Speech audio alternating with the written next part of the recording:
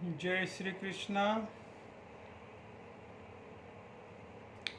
कल हम लोगों ने 36वें श्लोक तक पढ़ा कि अर्जुन श्री कृष्ण से कह रहे हैं कि इन धृतराष्ट्र के पुत्रों को, इन आताताइयों को मारकर हमें क्या मिलेगा। तो इनको हमें मारना नहीं चाहिए।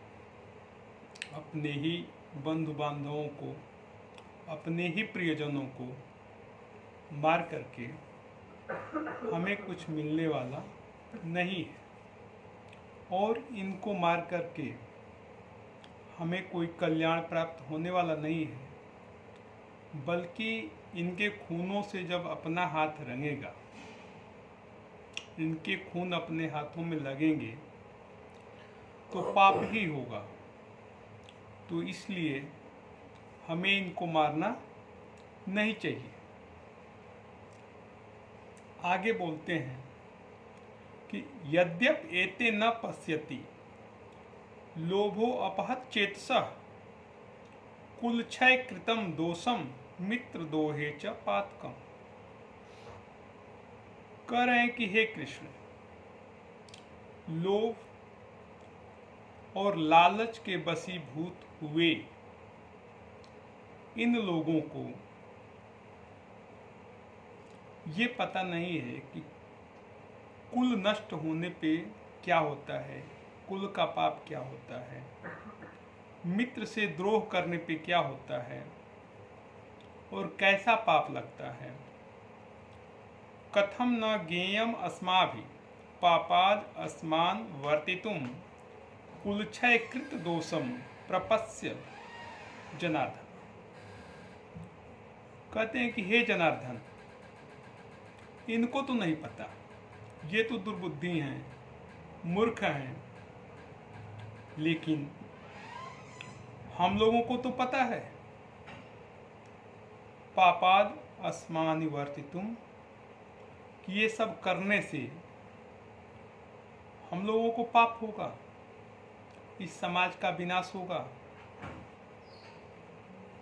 तो इसलिए हम लोग तो इस चीज़ को जानते हैं, हम लोग तो समझते हैं। तो जो लोग नहीं समझते हैं उनकी तो कोई बात नहीं, लेकिन यदि हम लोग इस चीज़ को समझ रहे हैं तो हम लोग ऐसा क्यों करें। हम लोगों को ऐसा नहीं करना चाहिए। आगे इससे क्या हानि होगी अर्जुन बतला रहे हैं कि कुल क्षय प्रणश्यन्ति कुल धर्मा सनातना धर्मे नष्टे कूलम कृत स्वधर्मो अभिहोत क्युत।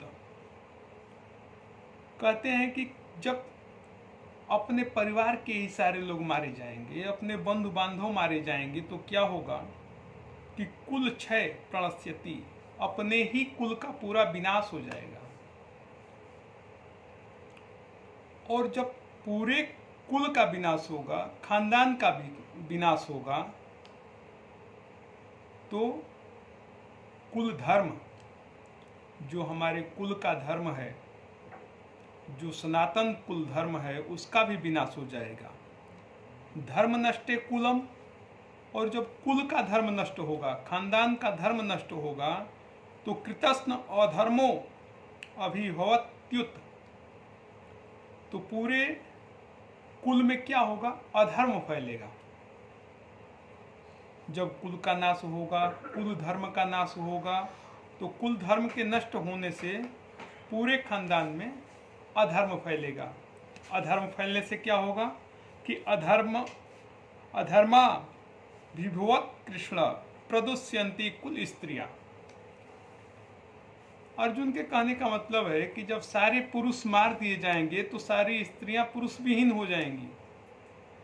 जब कुल की सारी स्त्रियां पुरुष विहीन होंगी तो क्या होगा कि प्रदुष्यंती कुल स्त्रियां, कुल की स्त्रियां जो हैं दूषित होंगी। और कुल की स्त्रियों के दूषित होने से क्या होगा कि स्त्रीषु दुष्टासु वाष्णेयम जायते वर्ण संकर, तो स्त्रियों के दूषित होने से क्या होगा कि कुल में वर्ण संकर संतानें पैदा होंगी। वर्ण संकर संतानों के पैदा होने से क्या होगा? संकरो नरका एव कुलग्नाम कुलस्य च पतन्ति पितरो हियेषाम लुप्त पिंडोदक क्रिया।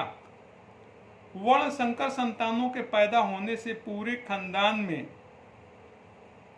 अफरा तफरी की स्थिति होगी, कुल धर्म नष्ट होगा। तो इससे क्या होगा कि वर्ण संकर संतानें पितरों को नरक में ले जाने का मूल कारण बनेंगी और जितने भी पितर हैं सारे नरकगामी हो जाएंगे। क्यों? कि पतंत पितरो ही ये शाम लुप्त पिंडोदक क्रिया, कि वर्ण संकर संतानों के हाथ से जो पितर हैं वो पिंडदान की क्रिया को स्वीकार नहीं करेंगे और पिंडदान की क्रिया स्वीकार न करने के कारण सारे पितर क्या होंगे? नरकगामी होंगे, नरक में ही वास करेंगे। इसके बाद बतलाते हैं कि दोसर एतय कुलक नाम वर्ण संकर कार के उत्सादयन्ते जाति धर्मा कुल धर्माश्च शाश्वता। और इस तरह से कुल के दूषित होने से और कुल में वर्ण संकर संतानों के पैदा होने से उत्सादयन्ते जाति धर्मा, जात और कुल का शाश्वत धर्म दोनों ही नष्ट हो जाएगा। इनके नष्ट होने से क्या होगा कि उत्सन्न कुल धर्माणाम मनुष्याणाम जनार्दन नरके नियतम वासो भवति त्युत अनुश्रम। बोल रहे हैं कि उत्सन्न कुल धर्माणाम, कुल धर्म, जिस मनुष्य का कुल धर्म और जाति धर्म दोनों नष्ट हो जाए तो ऐसा हमने सुना है कि बहुत काल तक वह मनुष्य जो है नरक में ही वास करता है, वो नरक से छुटकारा नहीं पाता। अहोवात महत्तात्पर्य कर्तुम व्यवसिता वयम यद्राज्य सुख लोभेन हंतुम स्वजनम उद्यता।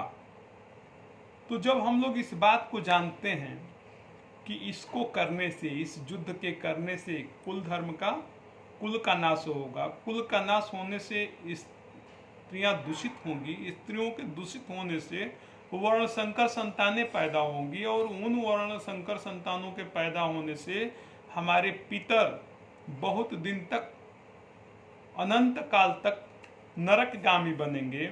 तो इस बात को जानते हुए केवल राज्य सुख के लोभ में हम अपने ही स्वजनों को मारने के लिए उद्यत क्यों हो रहे हैं?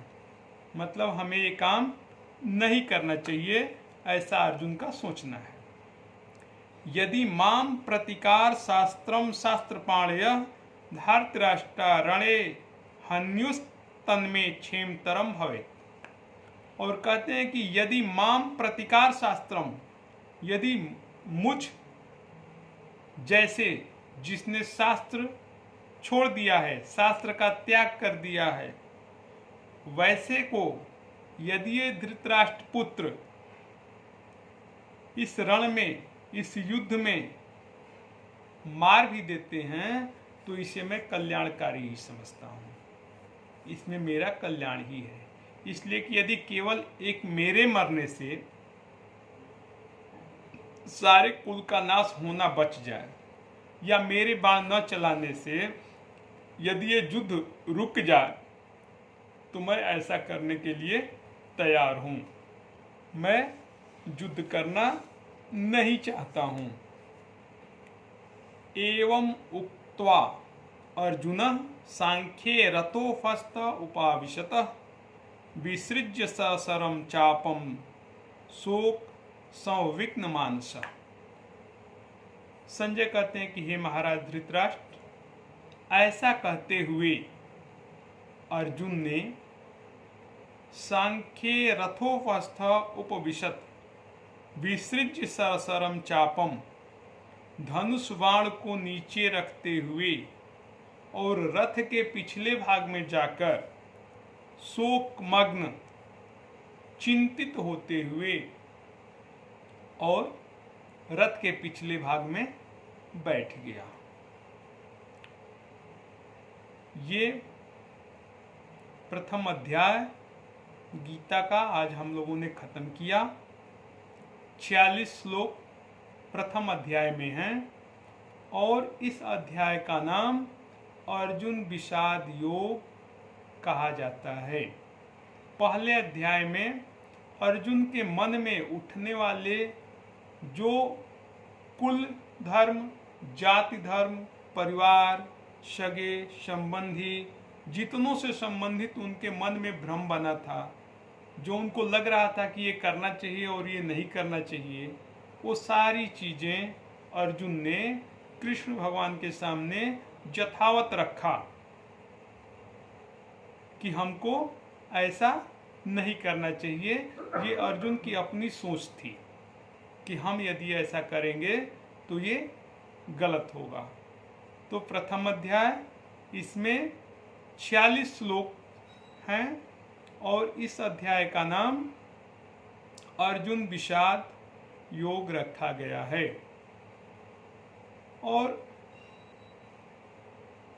जितने भी व्यूअर हैं हमारे जो इसको सुन रहे हैं, उनके मन में जो यदि कोई भी क्वेश्चन आता है उस अध्याय से संबंधित जो हम लोग पढ़ रहे हैं, तो वो क्वेश्चन अपना कमेंट में लिख सकते हैं। आगे जब भी मैं आगे बढ़ाऊंगा या दूसरा अध्याय शुरू करूंगा तो उनके प्रश्नों का उत्तर समुचित देने की कोशिश करूंगा और उनके सारे प्रश्नों का उत्तर दूंगा। तो कल से हम लोग दूसरा अध्याय शुरू करेंगे और दूसरे अध्याय का नाम है सांख्य योग, जिसको ज्ञान योग के नाम से भी जाना जाता है।